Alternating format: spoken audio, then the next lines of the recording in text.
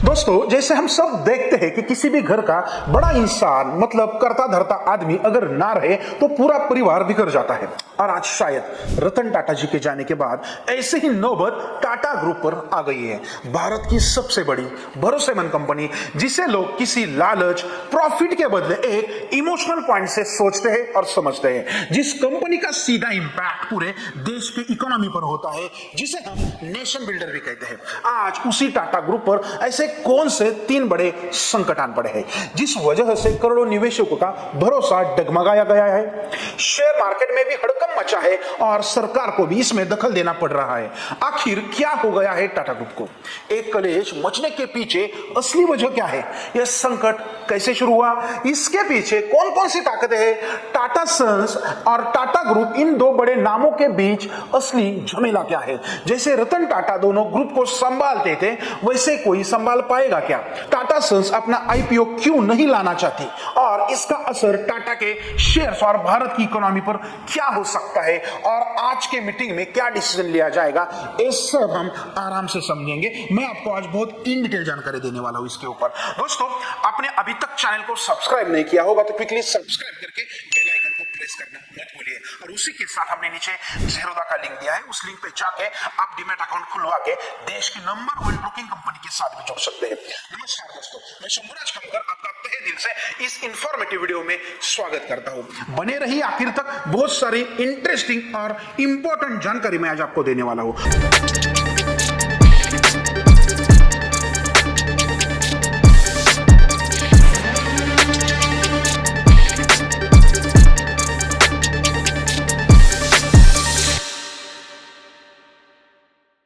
तो चलिए जानते हैं टाटा ग्रुप के इस क्राइसिस की पूरी कहानी क्या है। टाटा ग्रुप को अगर हम देखें तो उसके 2 सबसे बड़े पिलर्स हैं, एक है टाटा सन्स और एक है टाटा ट्रस्ट। जिसमें से अगर हम देखें टाटा सन्स के बारे में तो इस ग्रुप का पूरा कारोबार बहुत बड़े लेवल पे होता है। इसमें 400 प्लस कंपनियां हैं। भूत भविष्य वर्तमान के सारे डिसीजंस लेना, मतलब टाटा का पूरा साम्राज्य संभालने का काम ये कंपनी करती है, जो कि एक अनलिस्टेड कंपनी है, जिसे पहले जेआरडी टाटा जी ने संभाला, उसके बाद रतन टाटा जी ने संभाला, फिर कुछ वक्त के लिए साइरस मिस्त्री रहे, फिर थोड़ी अनबन के बाद वापस रतन टाटा जी उस पोजीशन पर आए और आखिर में अब रतन टाटा जी के बाद से अब तक टाटा के सबसे पुरानी एम्प्लॉई यन चंद्रशेखरन इस ग्रुप को बढ़िया तरीके से संभाल रही है, जिसमें टाटा सन्स के 4 मालिक हैं।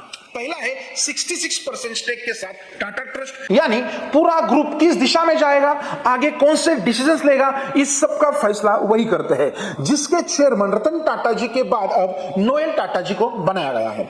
दूसरे मालिक है इस ग्रुप के 18.5% स्टेक के साथ शाहपुरजी पालनजी ग्रुप, मतलब मिस्त्री फैमिली। तीसरे मालिक है टाटा ग्रुप की बाकी कंपनियां, जिनके पास लगभग 13% के आसपास स्टेक्स है, और 4 नंबर पे आते हैं 2.85% स्टेक्स, जो बाकी कुछ लोग और रतन टाटा जी के पास है। यहां तक हर चीज एकदम सही लग रही है, सब बढ़िया चल रहा है, पर असली मामला तो 2 बड़े नामों के बीच चल रहा है। पर यहां इस सब साम्राज्य का भी एक राजा है, जो है टाटा ट्रस्ट। मतलब ये हुआ कि टाटा ट्रस्ट की 400 प्लस कंपनियां हुई प्रजा, टाटा सन्स हुई प्रधानमंत्री और टाटा ट्रस्ट हुई राजा। अब बात आती है टाटा ट्रस्ट की, जिसका सबसे बड़ा लक्ष्य है समाज सेवा करना। जब तक टाटा के इन दोनों ग्रुप के मालिक रतन टाटा जी थे, तब तक कोई दिक्कत ही नहीं थी, पर उनके बाद इस पोजीशन पर आए नोएल टाटा। एक तरफ टाटा सन्स के चेयरमैन एन चंद्रशेखरन और टाटा ट्रस्ट के चेयरमैन नोएल टाटा। पर अब इस ट्रस्ट में जितने ट्रस्टी है, उनके बीच में थोड़ा बवाल शुरू हो गया है, जिसमें नोएल टाटा के साथ मेहली मिस्त्री, जिन्हें खुद रतन टाटा जी ने इसमें शामिल किया था, उसके बाद वेणु श्रीनिवासन, विजय सिंह, प्रमित जवेरी, जहांगीर एससी जहांगीर और डैरियस खंबाटा, ये सब लोग इसमें आ जाते हैं।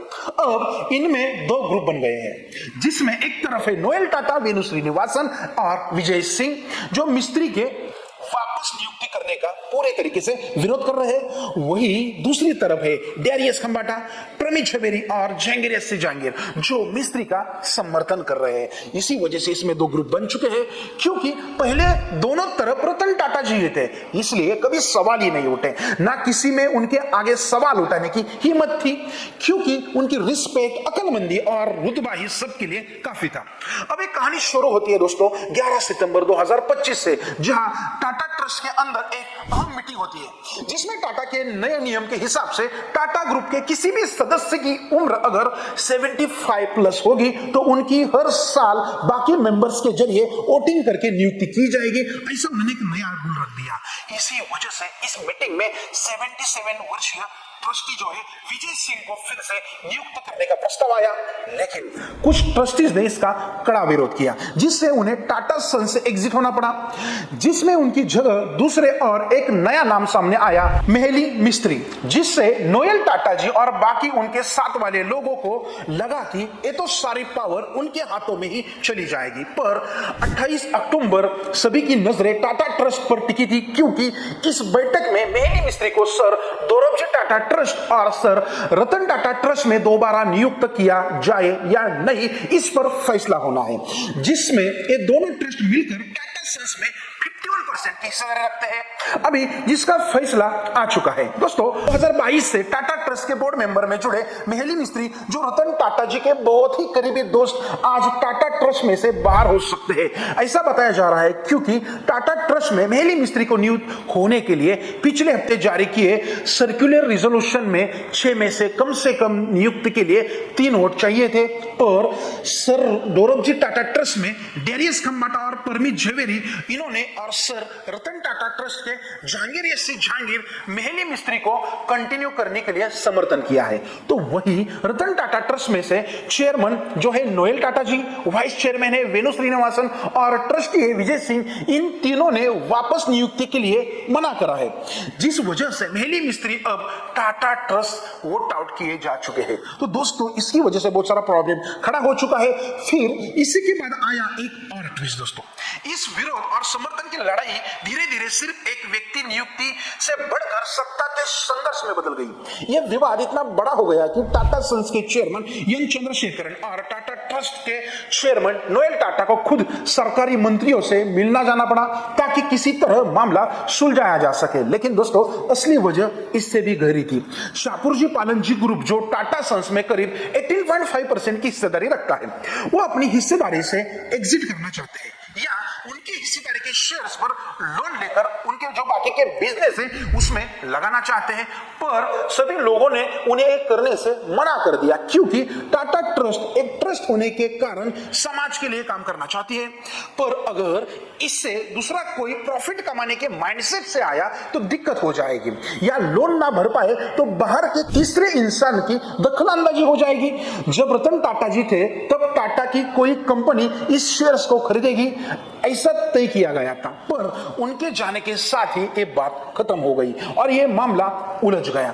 प्राइस ट्रांसफर और लिस्टिंग को लेकर इस सब वजह से इस ग्रुप के लिए कोई डिसीजन लेना और मुश्किल बन गया है। दोस्तों एन चंद्रशेखरन अब किससे डिसीजन ले, क्योंकि आधे लोग इधर बढ़ गए तो आधे दूसरी तरफ, जिसका सीधा सीधा इंपैक्ट देश की इकोनॉमी और शेयर मार्केट पे दिखने मिलेगा। इसीलिए गवर्नमेंट को इसमें हस्तक्षेप करना पड़ा कि कुछ भी करे ये मामला सुलझा लो, वरना देश पर बात आ जाएगी।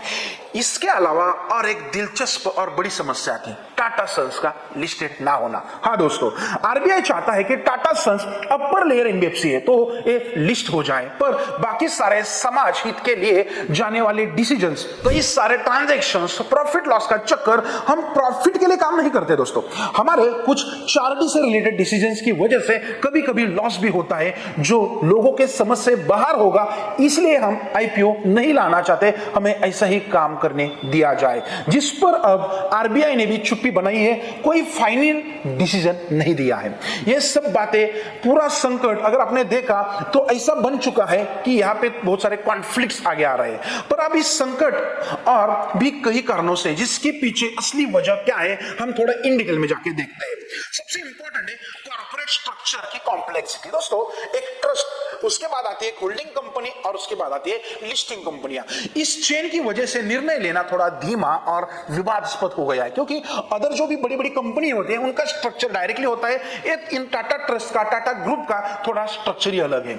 उनके पास अभी चुनौतियां क्या है कि टीसीएस को ग्लोबल टैक्स स्लोडाउन का सामना करना पड़ रहा है, टाटा मोटर्स को जेएलआर में भी गिरावट और इलेक्ट्रिक ऑटो मार्केट के दबाव को झेलना पड़ रहा है। निवेशकों का भरोसा इसकी वजह से डगमगा रहा है, क्योंकि इन सब के चलते टाटा ग्रुप का वैल्यू करीब 7 लाख करोड़ तक गिर चुका है।